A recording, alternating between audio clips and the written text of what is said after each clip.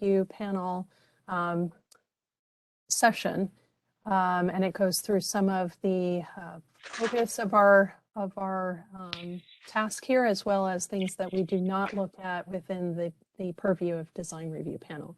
So per Title 4, Subtitle 2, Part 1, Sections 32-4-203 and 32-4-204 establish the design review panel. The DRP was established to encourage design excellence and shall act in a consulting and advisory capacity to the agencies involved in the process for reviewing development plans. The objectives for the DRP's assessment include spatial, visual, and functional relationship to the topographical characteristics, the natural and built features of the site, as well as the surrounding features of the site, visual and functional integration of streetscapes, pedestrian pathways, playgrounds, recreational amenities, and parks. Streets and sidewalks are laid out in a safe and convenient manner, and parking is a positive design element. Building, parking, garages, and other structures are spatially and visually integrated and suitable to their surroundings in proportion, massing, and type of material and colors. Signage and other elements of urban design and plant materials are selected and cited to define the site, provide a theme, frame of view, enhance architecture and street character, improve microclimate, provide transition between dissimilar uses, screen objectionable views and uses, and reduce noise levels and glare. In carrying out its duties, the DRP utilizes the guidelines, plans, and architectural principles in the Comprehensive Manual of Development Policies and/or Master Plan, as well as other guidelines and regulations adopted into law. Certain areas of the county were designated by the County Council to require review by the DRP. The panel will provide a technical review of the proposed project.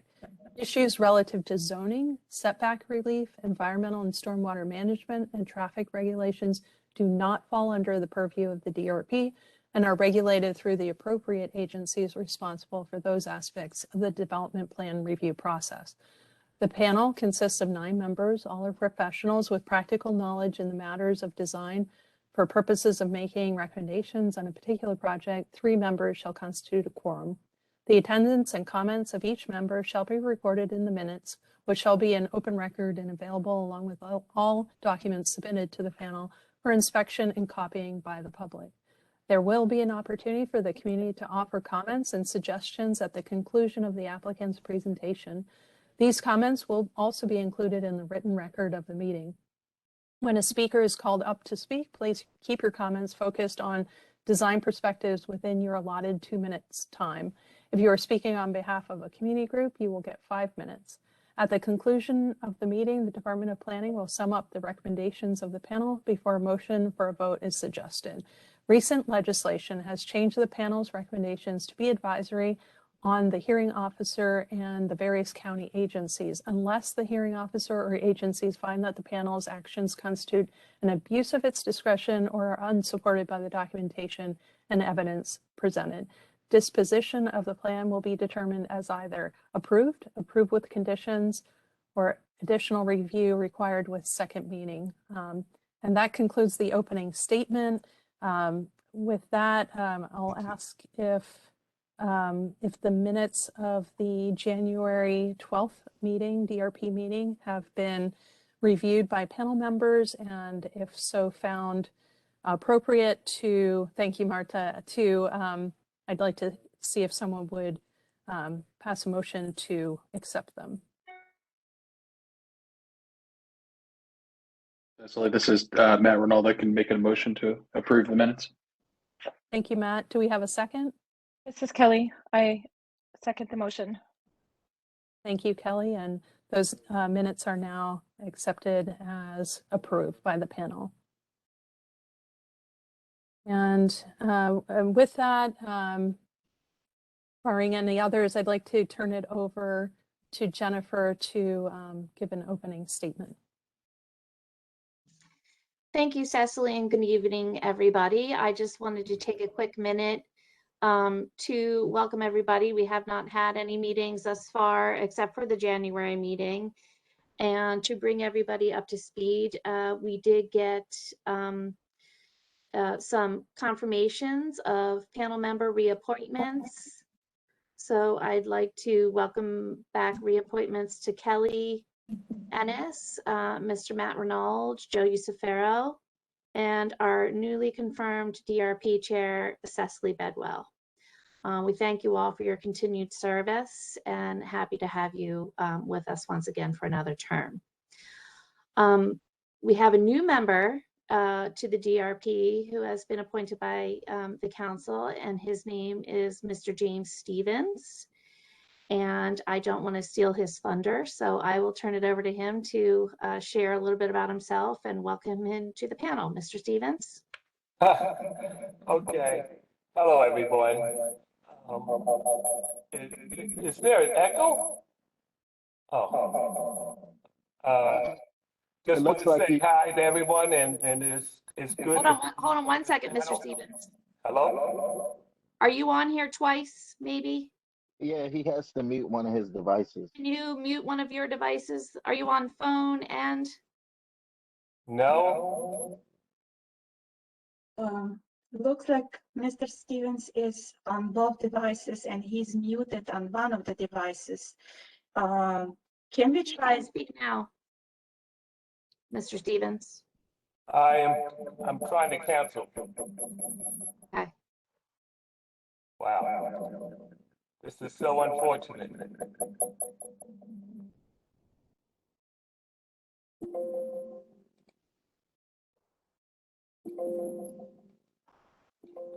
Wow.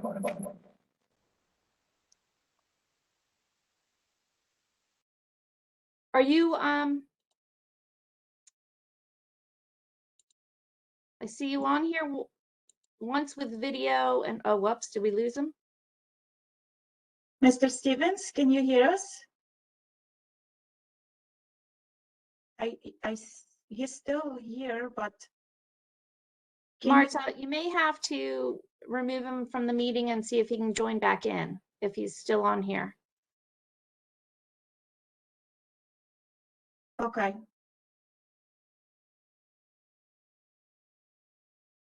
Mr. Stevens?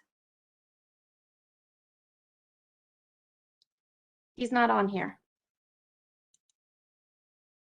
Yeah, I think he's trying to rejoin us.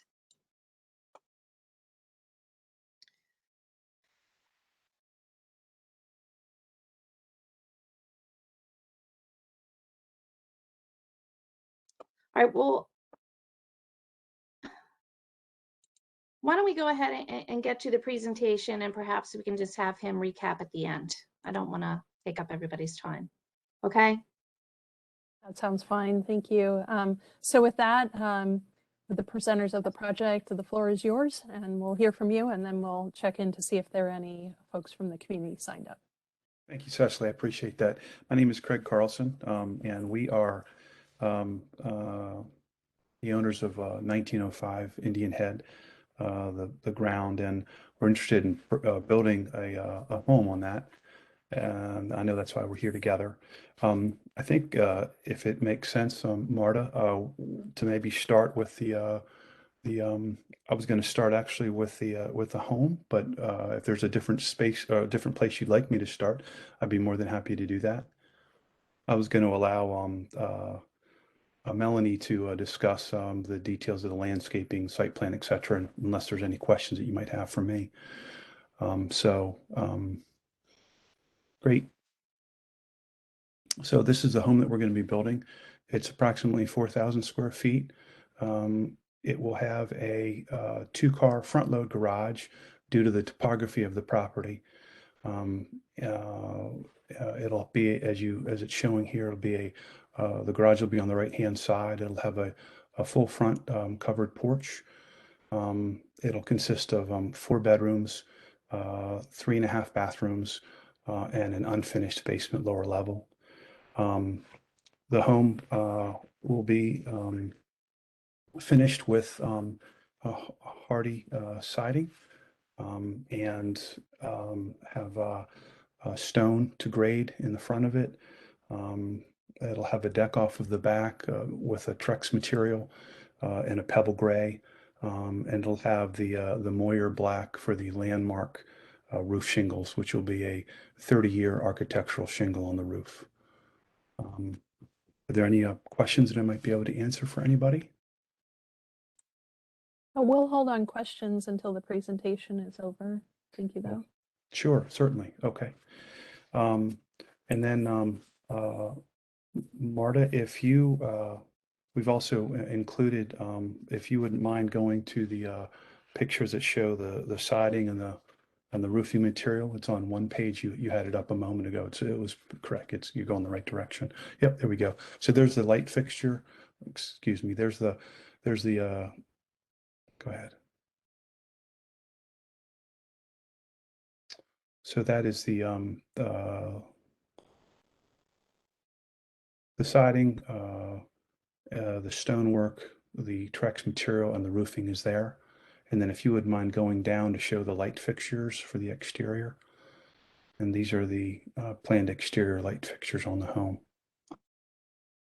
And then if you wouldn't mind, Marta, going to the site plan portion, that's it. Very good. And I think if we could go to the next one and then maybe enlarge the next one, that's the one that was originally kind of tied with the property. And then we had one here that was actually created by the architect that represents and shows where the home is going to sit on the property, where the front porch is located, to the side where the garage is located. There will actually be a 2-car front load garage, and then there also will be to the side of that, there will be a 1-car garage in the back of the garage. The garage is deeper, so that if you had a riding lawn tractor or something of that nature, or you wanted to park your bikes or things, you'd be able to get in the side as well. And actually, where it's calling out to be concrete, we're going to do that in macadam. That'll be asphalt for that area, and we will revise that and make that note on the plan for you. But we wanted to disclose that information so you're aware of it. And then Melanie, if you wouldn't mind maybe going ahead and talking about the landscaping of the property. Sure thing. My name's Melanie Volker. I am a landscape architect with Human and Rohde. We are a landscape architecture and planning firm out of Towson. Our firm did not produce the site plan, but we produced this landscape plan, which you can see here. And the site itself is fairly straightforward. There was a home on this site previously. And there was a driveway, of course. The proposed driveway is going to be in a very similar location, the cut to where it was before. You can see, as Craig said, the front loading 2 spaces, and then there's a side load for the 3rd space. As far as the landscape goes, if we stay on the driveway side, there is some change of grade across the property. The right-hand side where the driveway is higher, and the site falls away to the left. There are a couple of existing trees that are going to be disturbed through construction, and so we're showing new plant material across the front and right around the home, as well as along the property line. A large portion of the site is going to remain as forest buffer in the back, and that does drop down to a stream. So a lot of the site isn't even shown at this moment, which is fine. So looking at the front elevation of the house, you can see we have some canopy trees on either end. We've left the front somewhat open to the street. That's an east-facing front porch, so it'd be nice to get some sun in there. And we're showing a variety of plant material with an ornamental scale tree up against the porch, a simple hedge, and some other smaller shrubs and perennials wrapping the left side of the porch as the slope continues to fall away there. On the right side where the driveway is, you can see where, as I said, we have another canopy tree. That tree is going to be placed on a bit of a rise. There is some existing, there's a sort of a steep portion of the site there that needs to be cut back a little, and the grading needs to be smoothed out. That's where we have the opportunity to place this tree and a little bit of screening so that as you're coming down Indian Head Road, you're not just looking right into the driveway. And down that property line, you can see we've added some screening between our proposed home and the existing adjacent home. So there would be some evergreen material across along that property line there.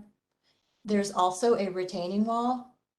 It's a little difficult to see, but as the, in order to create an adequate driveway size, we're cutting into the slope just a bit there. And there is a retaining wall that basically goes from 0. The maximum height is 6 feet, but the top of the wall is sloping back down. So it's basically just going to follow the grade. We have about 4 feet on our property behind that retaining wall to place our evergreen hedge that we're proposing there. And then across the back of the home, we're just suggesting some simple foundation planting. We show another ornamental sized tree against the back face there where we have fewer windows along the back of the garage, and some other lower foundation planting to layer down the deck, and just simple in the back there.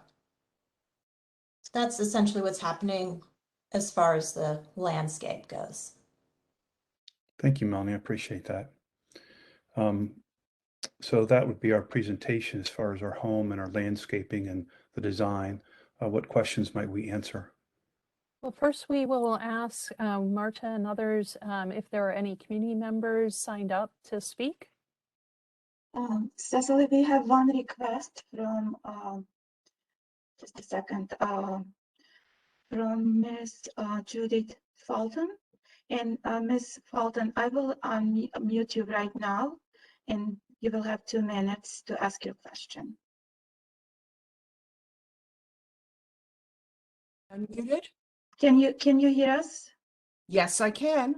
Can you hear me? Yes, ma'am. Okay. I am one of the owners on the property on the lower side of this proposed house.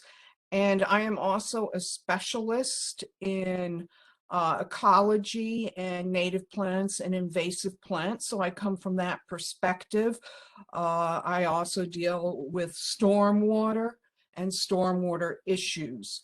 My concern here is I don't see anything in the plans that will deal with the stormwater runoff from the permeable surfaces of the roof and the driveway.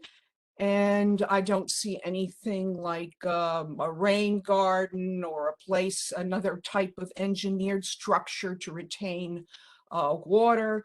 There is a very big problem in this neighborhood because of the hill with the stormwater runoff. The street has been eroded in several places over time and fixed up by the county. There's also below my property a storm drain to the stream.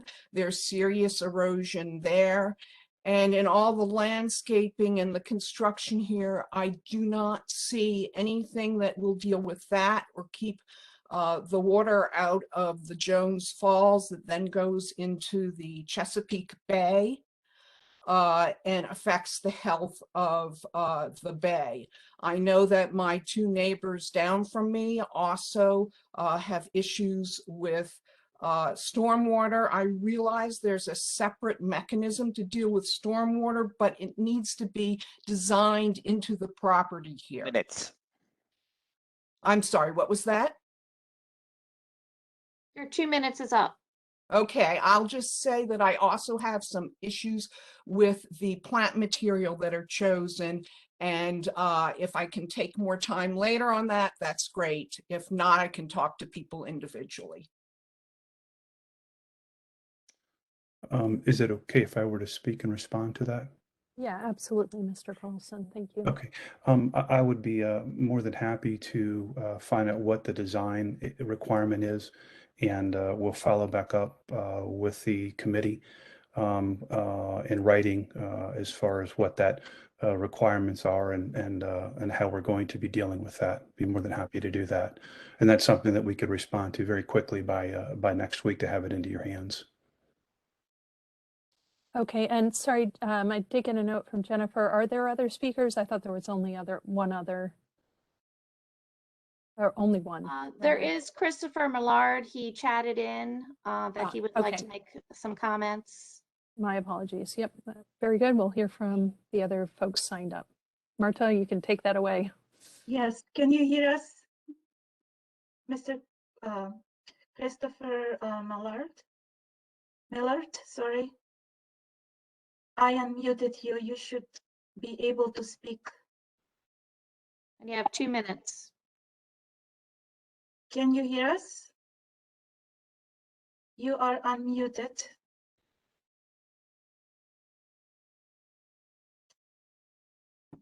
Not sure if he can hear us. I don't think so, but he's unmuted on my end.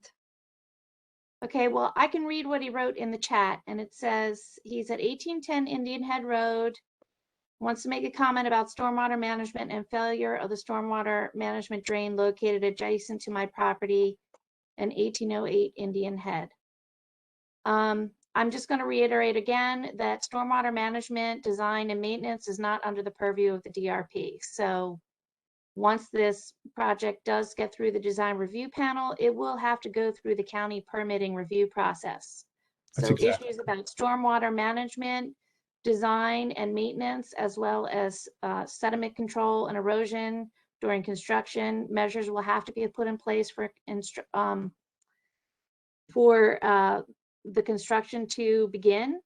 And so a field visit is conducted by the county to make sure those measures are put in place. So I've gone ahead and answered that. Thank you, Jennifer. And I was not aware of that. You guys did read that in the beginning, and I obviously had missed that, and I apologize. So I will go ahead and we'll follow the correct guidelines to make sure that the stormwater management is put in place that's required by the county, along with sediment control and fencing per the requirements of the permitting. So I guess I'll retract what I said, that I'll get back to the committee because it's not appropriate for me to do that. Thank you. Right, you're not required to do that, but yep, we certainly you. will have to go through the other channels, but thank you for addressing Absolutely. it. And we will do that. We will make sure we go through and do what the county requirements are for the property as required before we get our permit. So that Ms. Fulton and Mr. Mallard's concerns are addressed. Great, thank you. And I'll just double check, Marta, are there any other further folks signed up from the community to speak? Not on my end, but Jen, Brett, Emery, do you have anyone else that wish to speak? I don't see anybody on here. I don't have. Okay. Oh, okay. Very good.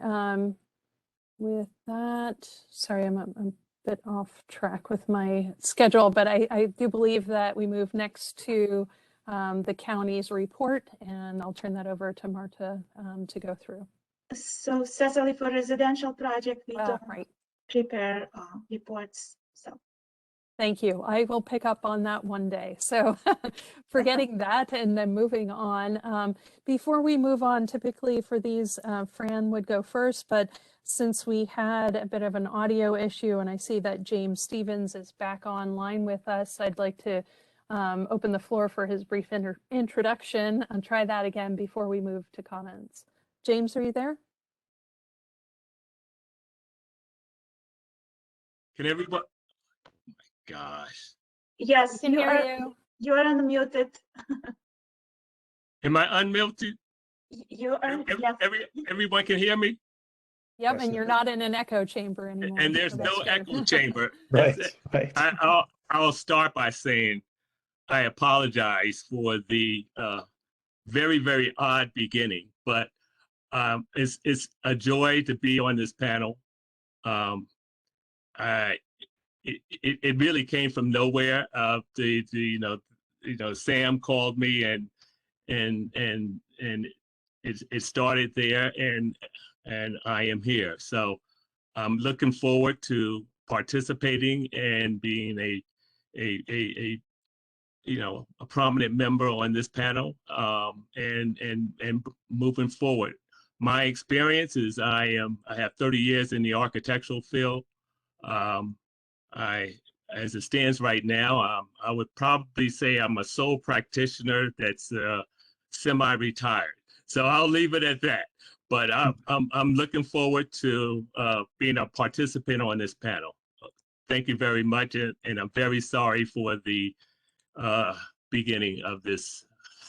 No worries at all. For my very first one also. And No worries. okay. Yeah, no worries. And we are very happy to have you, Mr. Stevens. So thank you for joining us here. Yeah, please, you can call me James. There's no. Okay. Okay, thank you. Very good. Very good. James. Certainly. All right. And then with that, we will turn it over to Fran to start us out on this residential review. Thanks, Cecily. Mr. Carlson, I'm sorry, I know you're the property owner. Are you also going to be the occupant of the home? I'm not. We're going to be building the home. We have folks that are interested in it, but there's nothing that's been finalized yet. Got it. Okay, that's great. I appreciate the clarification. Certainly. So a couple of things kind of just off the top in terms of the drawings. I don't know whoever, I guess Marta, if you're controlling this, you just go to the front elevation or whichever is fine. So the first question I have is on your drawings, you've provided elevations and you've provided what confused me a little at first, which I thought were revisions, which appear to be alternates in the partial elevations that you've provided. Which is the correct? I mean, I know you addressed the front elevation with the garage, but you've got also the same partials on your other elevations that show a walkout basement versus, and you've got a balcony and a fifth a bedroom note. Which are the right and correct elevations for us to be reviewing? Sure. So looking at the page that we're looking at now, Fran, would be, is it okay to call you Fran, or should I call you Mr.? Yeah, please. Thank you. Looking at the front elevation that you're seeing now, we're demonstrating that we are doing the house that you're seeing. And so this home, we would also be building in other areas as well. So our architect has a set of plans that we would use, and then we would have specifics denoted by circling this area, for example, in the front one. So this is saying that we're using the front loaded garage of this front elevation. So this piece, if you will, would sit over top of that. And if you'd like me to, we would be more than happy to kind of cut and paste and put that over top of it and eliminate that if you'd prefer for us to do that. We'd be happy to do that for you. It would be a preference, obviously, to have the actual, intended construction document in one piece. Well, can you quickly just go through the other elevations and make the same comments about which is correct? Certainly. So again, on the second one, the cutaway, the lot would lend itself to a walkout basement, the property, because it slopes down from right to left. So that would be that bottom configuration that shows that sliding glass door at the base. Okay. So on the bottom of the page, as you're looking at the page, it would be the lower right side right there. Right. Okay. And the balcony to the left, that's correct. So there's a balcony that would be installed. So that's showing that balcony on the back that goes off of the master bedroom. Right. And then on the right side elevation. On the right side elevation, it would be the cutaway that would not have the areaway. So it'd be the left-hand side of that. Right. And then if we go to the right side elevation, it would be, as you're seeing, it would be the one that shows the one car garage there on the side, because that's that back section, if you will. Right. And then it shows the fireplace as well as along with the window just above it as well. And like I said, we'd be more than happy to kind of cut and paste and get it into one picture for you, so you see clearly this is what it is. More than happy. Yeah, I think that would be appropriate, and I think it also helps if down the road there's any sort of, inspection or enforcement or whatever, everybody is on the same page. Happy to do that, sir. Yeah. So that I appreciate that, and so that brings me to my questions. So you made a decision to bring two of the three garage doors to the front and do a front-loaded garage on two versus having a side-loaded on three. What drove that decision? The area to the right of the garage is too tight of an area to do a three-car garage. The idea of that third car garage that is to the side is for a tractor, for bikes, for convenience, or maybe there's a small car that you'd want to park there or something of that nature. Or if you're a motorcycle driver, you could utilize that space back there. Okay, so if you were to do the side-loaded garage, could you site the house such that you moved it slightly to, and I don't know east-west, but plan, south in your site plan. So you had adequate room so you could make the turn into the garage around the planned north side? If we continued to push the house down the property line, so to speak, it starts to drop off fairly dramatically. Or have you ever had a chance to see the site? I've driven by it, but I am not Okay. intimate with Oh. the site itself. So it drops off quite dramatically, which is why the house is sited where it is. We're also trying to maintain the existing drive as well, that was already there, instead of creating another area that would be another area that would be impervious. Right. So we're trying to So- utilize that space as well. Yeah, I mean, I think from my perspective, in doing the front-loaded two-car garage in the front, you've left yourself with two inferior elevations to what were on your previous drawing, right? Because as I look at the front of the house, now you've got the two-car garage in the front of the house. You've got a single garage door on the side, and that side elevation is a pretty big mass of, just blank, vinyl siding, frankly. Plus, in addition to that, you've increased your impervious surface, beyond what you really would need to do for the side-loaded garage. Although I know there'd be some net on the widening of that driveway to make the turn, right? But you've added a lot of impervious surface to the front of the house. I just think that the side-loaded design is a better design, both from a perspective of the homeowner, but also perspective of the neighborhood, and looking at both the front and the side, in particular the side elevation. I'll leave that there, and others can comment on that. And I've heard and I'll give you a couple other quick things here so as I don't dominate the time. In the drawing, you call out a shake style siding, but in your materials you show a hardy, basically a hardy plank siding. Which is correct. The hardy plank siding was for color. They don't provide a color of a shake available. So there isn't like a shake picture that I could have provided to you. So that was purely for color. So the shake is correct. That is correct. Okay, thank goodness, because I thought going from the hardy plank to the vinyl vinyl siding was going to be a terrible transition. Understood. So that's good on the plus side. I do have some concerns about the color, and I don't usually dive too deeply into color, but the colors are very similar. If that's the color that the shake is going to be with the siding, it's almost going to feel like they're meant to be the same, but they're not the same. And that's as far as my color expertise goes. But I do have some concerns about the nature of the color next to each other. And the trim is white at the corner. Exactly. And that becomes a really nice transition, and it almost becomes a shadowing effect, if you will, Fran, where when the sun hits it on the front and it's shading on the side, or whatever the case might be, the definition of the extra 6 inches on either side for these corners, it really does create a separation. And we've had great success at doing that because the siding colors, as you've just stated, don't match each other perfectly. But let me I'm sorry, let me jump in. We've actually have answered that. What we're going to do with this particular home is, and again, I'll make sure that this is included when I do the revision to the front of the house.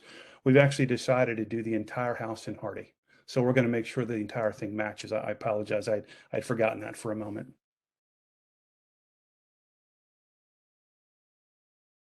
So the sides will also be done they'll be with a horizontal siding of the same color as the front hardy as well. And I can't hear you any longer.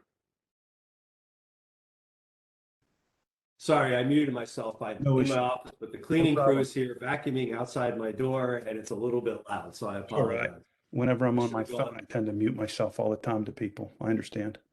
I should have gone home and just felt with the dog barking in the background. It would have been. Right. So I'm sorry. So you're going to go with the hardy the whole way around? Is that what you said? And it'll all be the same color. Yeah, I apologize for that. And then I'll make sure that I include that information when I resubmit for this plan to you. Okay, that's great because that's another question that I had. So that's gonna really help a lot.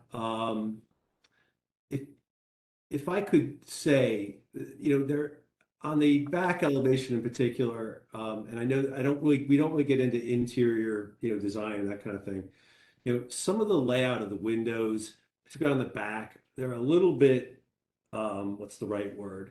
Sort of laid out in a fairly not uniform way. I don't expect you to change your interior for this comment. Others might have other comments and concerns. You've got different size windows. You can see it in the middle there, different size. Their layout is kind of funny. There's not a lot of uniformity there that makes me comfortable, but it is the back elevation and you don't face any neighbors, right? And it is the wooded area. So I'm not overly concerned about that, but I'll bring it up in case others have concerns who are much better at these things than I am. May I comment on that, Fran? Yeah. So the layout of the windows are based on the interior design and the layout of the home. So for example, the two smaller windows are related to bath areas, and we wanted to have some sort of natural lighting into the bathrooms.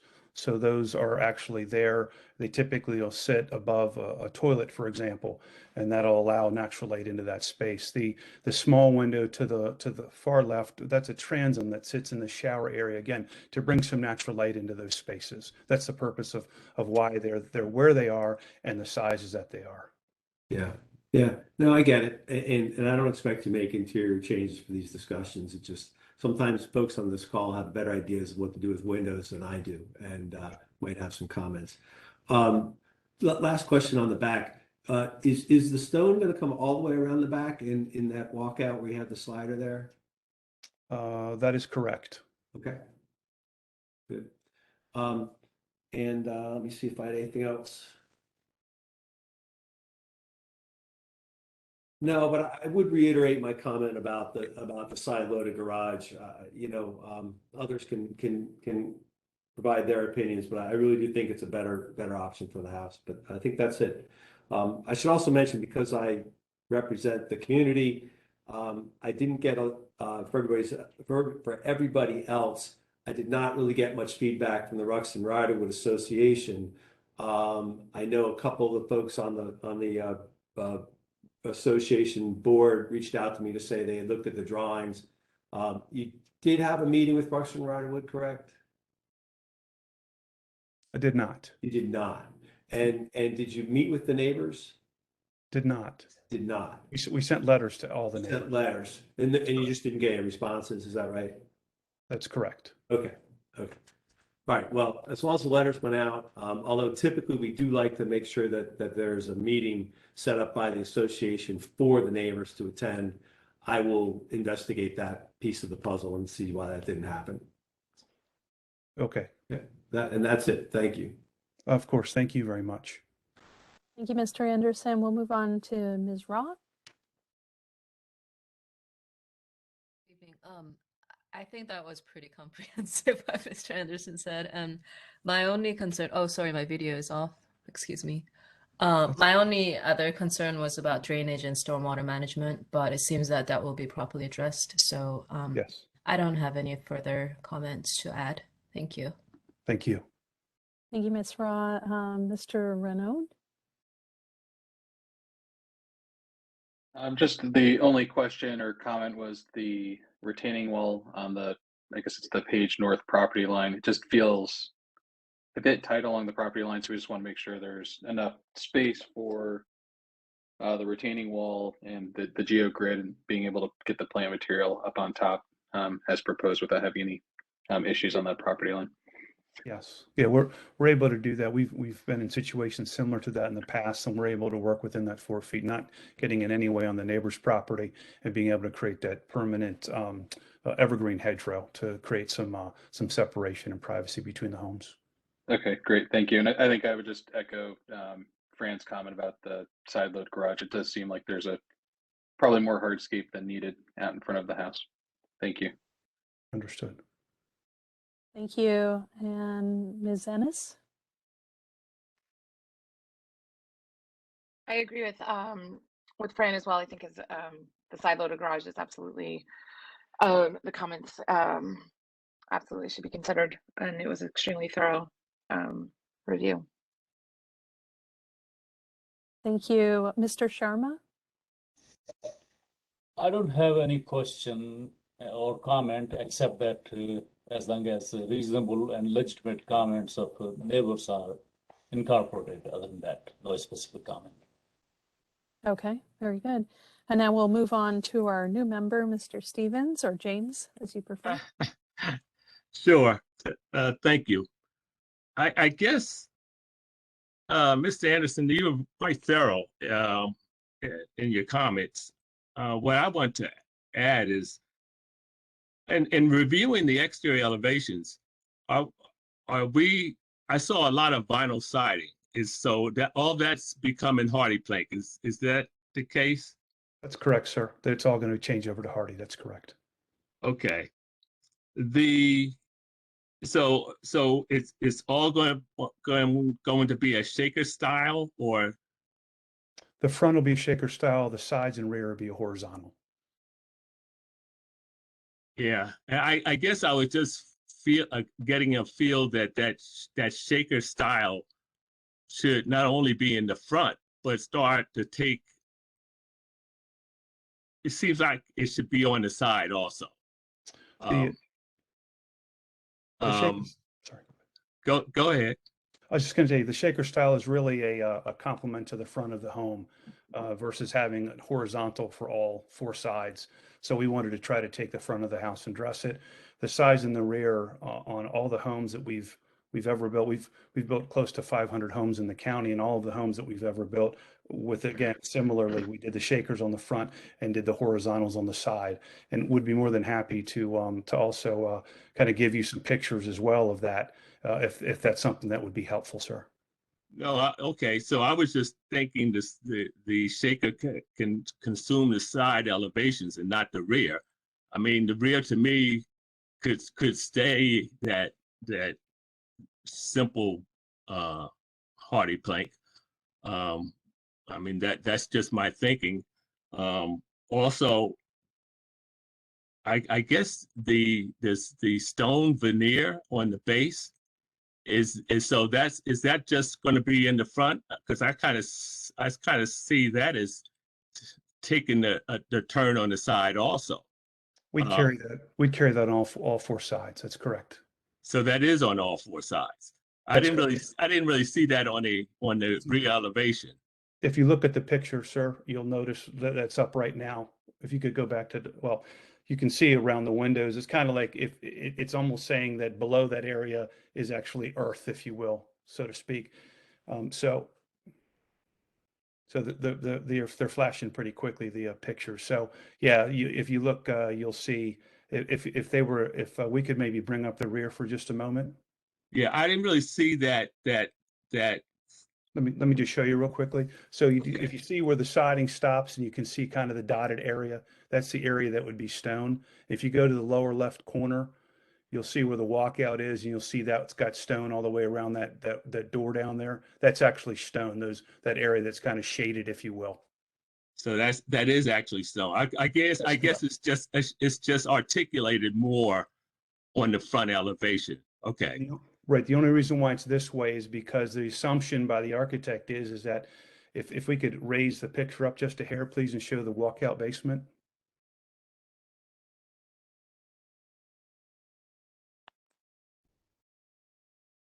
So if it's possible to bring the picture up just a little bit so we can look at that bottom picture.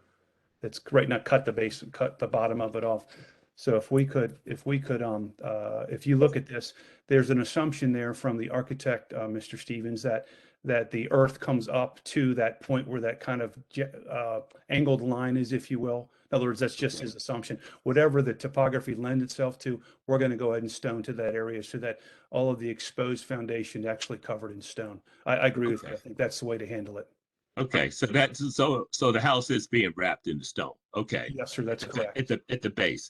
That's what would be extremely helpful is if you rendered, or the front elevation and maybe all 4 elevations, so we can really understand, not only how the materials work together, but really how the materials work together from an aesthetic point of view and the color perspective.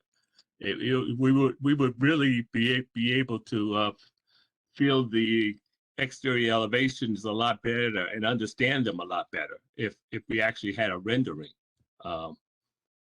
So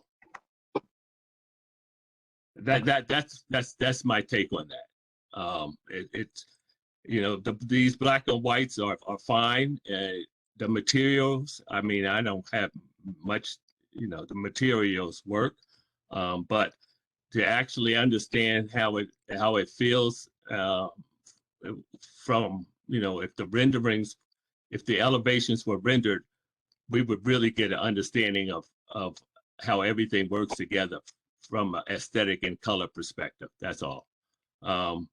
I guess the only other comment I have is I have to say that, having the garage, the 3-car garage on the side would probably be the best scenario for this house. Just having the 2-car garage on the front elevation is not the best use of that facade. So I'm in unison with that, with the balance of the members. But most definitely, I think the renderings would help with us understanding the entire composition of this house. Renderings are very expensive, as I'm sure you know. Okay, well, I'll tell you what. If you can just do the front, it would be give us some idea. Well, it's just a matter of putting color on the exterior elevations, not perspectives. Okay, so that's my take on that. Very good. Thank you, James. You're more than welcome. And so I'll just add, I think I'll reiterate and then just add a few comments. I think you've probably heard through this evening with my other colleagues that I think some of the drawing and labeling is a bit off. And so I think, having a full set that portrays what the intent is and is labeled, I agree with my colleagues that it does look to be a different rendering style for the stone veneer versus what looks to be just a concrete. I'm glad to hear that you are on board with wrapping that stone, but I think the drawings need to show that and label that. And I would say also for the, make it clear about the shake style versus the clapboard and that the materials are, as you have said, it's going to be all hardy. I think that needs to be represented. There was one other, I agree with the other comments about the rear windows, but because this is so low visibility to the rear, I don't think there's any need to re-tinker. I always hope that people will design a building in whole, both interior and exterior, and just, have that in mind as they're laying out rooms in a building. But given that it's the rear facade and it's mainly trees and there's no direct street views, that's not a point that we will fall on our sword on. A couple other things that I had noted, the trees to be removed. we heard that, but I'm not clear on which trees and, you know, what caliper those existing trees are. Are they, you know, what is the assessment of those trees? And then, you know, if those are a large caliper tree, are the trees that are replacing them, you know, a little bit larger caliper than you would typically find in nursery stock? I'm going to allow Melanie, if you wouldn't mind addressing that. There's, I don't actually know. I'm not an expert to understand the size or calipers of trees. One thing that I have to mention is that I have standing with me is Brendan Carlson. He's our senior vice president of the company, and he actually has to take over for me. I have a commitment. I have little guys much younger than Brendan that I've got to deal with. So I'm going to have to step away, but he's going to step right in, and then he'll continue with the meeting with everybody. And everyone, thank you very much for your input and thoughts. I thought that they were very constructive and very helpful, and I really appreciated that. And now here's Brendan. All right, thank you, Mr. Carlson.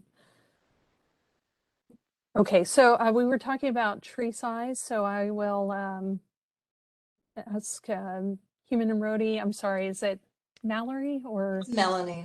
Melanie, if you could address that. No problem. We didn't actually do, you know, a tree inventory or anything like that because there's so much forest buffer on the site already in the back. So we really just did a sort of a traditional landscape plan here. We did visit the site, and there are a couple of, I think there were white pines that are sort of toward the end of their life. And I think, I don't recall anything, there may have been one other canopy tree that was, yes, there was an oak tree. It was not a huge caliber. I think it was probably 8-inch off the top of my head, something like that, but don't hold me to it.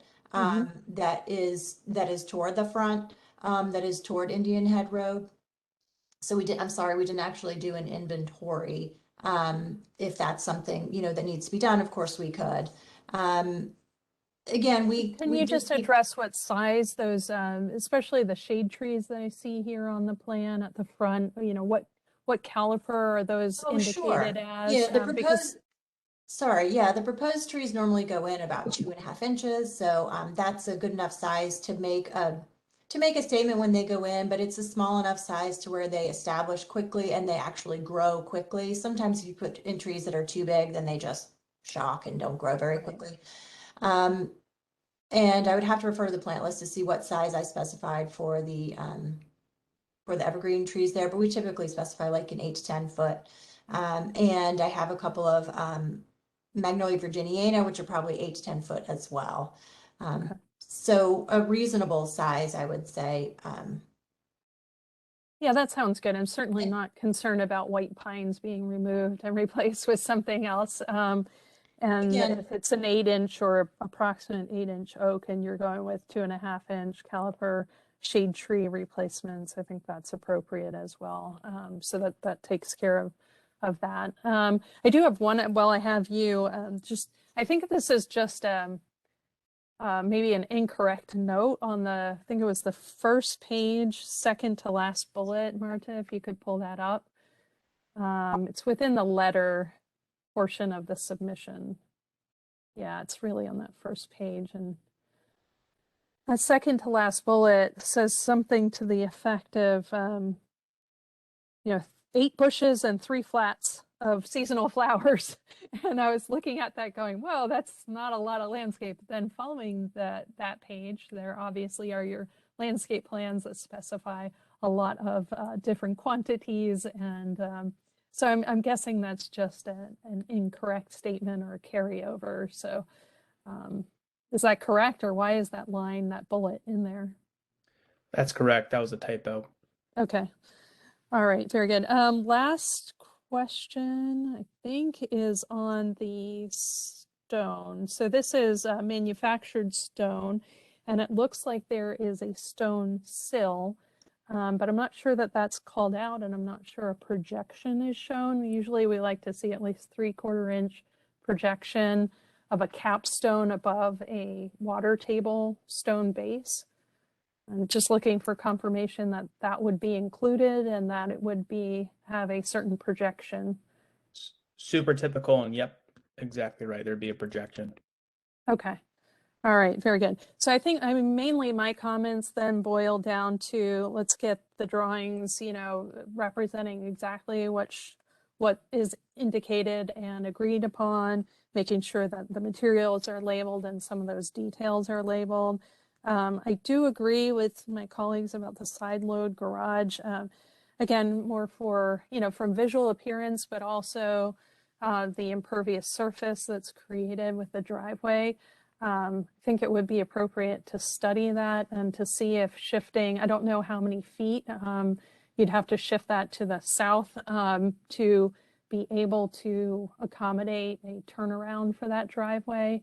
But I do think it would improve a number of things, you know, the street appearance, the elevations, both front and side, as well as limiting the impervious surface and diminishing cars parked out in front of the house on that driveway.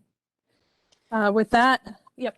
Sorry, I didn't know if you wanted me to speak quickly about the side load garage. I know that's been something a lot of people have asked about, and I'm sorry, I didn't, you know, produce the site plan, but there are some things that kind of stand out on the plan. Existing, the proposed width, so if that were a side load garage or from that third car, it looks like there's about 30 feet from the face of the side elevation to our proposed retaining wall. That's adequate for turnaround, but it's not ideal. Typically for residential, if I personally were laying out the driveway, I would allow for 35 feet from the face of the driveway, from the face of the, garage to the edge of the driveway to be comfortable. And if you take a look at the building envelope, which I realize doesn't stand out particularly well, it would take a little bit of, I think, like you said, maybe some study from the engineer who produced the plan to see if we're able to slide the residence south without hitting that front building setback line. And again, I know there's concern about, you know, screening between the proposed driveway and the existing home, and I don't think we want to reduce that dimension at all. And I don't think anyone was, you know, suggesting that, but it looks like the front corner of the porch is nearly on the setback line. So it just doesn't seem like there's a lot of room to slide the house to the south to get another even 2 to 4 feet for the driveway to really become functional as a what I would consider functional for the cars to pull out on the side. But again, that's just taking a look at it. I didn't, you know, create the plan. Right.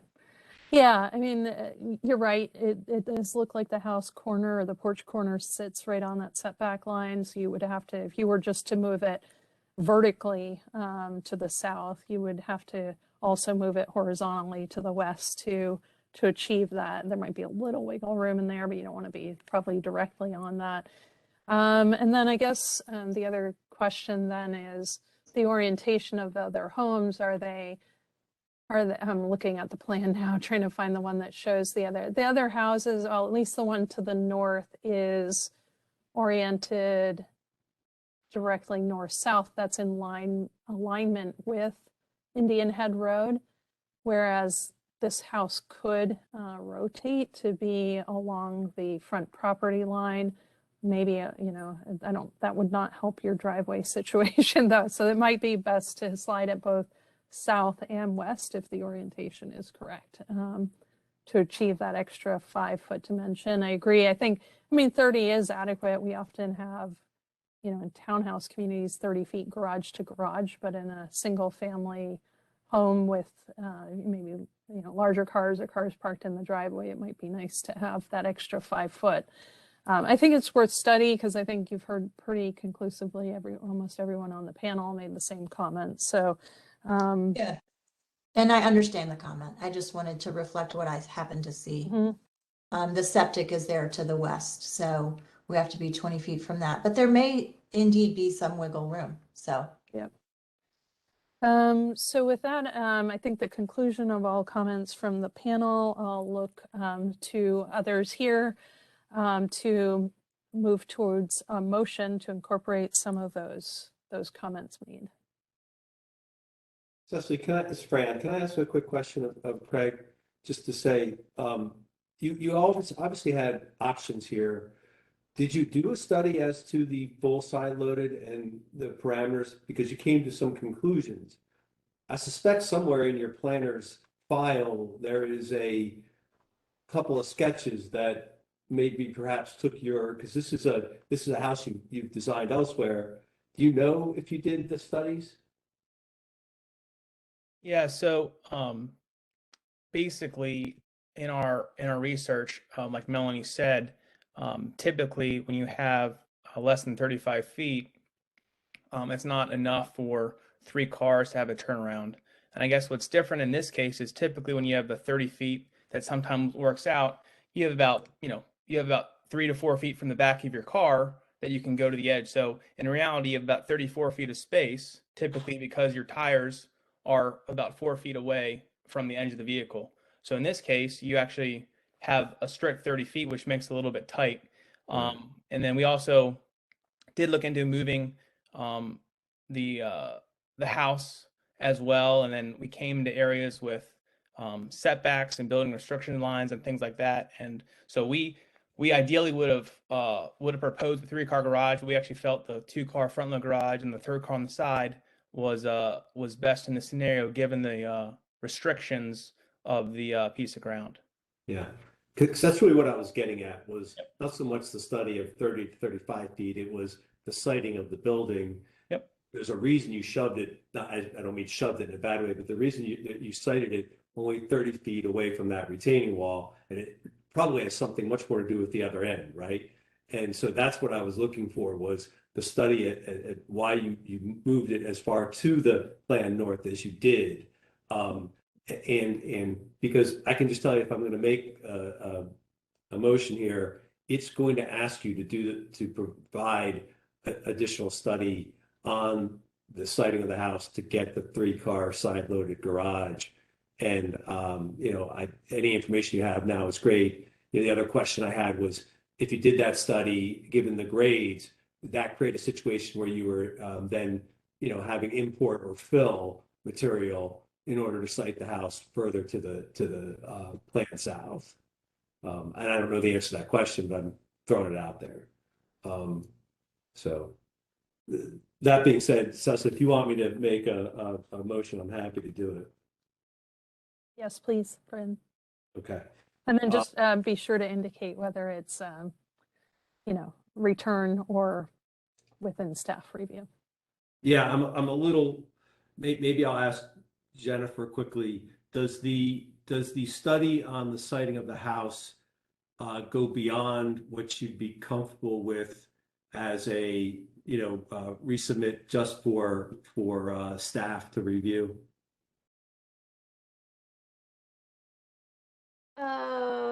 I think that's really up to the panel. I think you guys should discuss that. If you felt comfortable of planning staff getting some sort of analysis and explanation and comparing it with this, and then discussing that with the DRP chair, that's a conditional approval, how we handle that.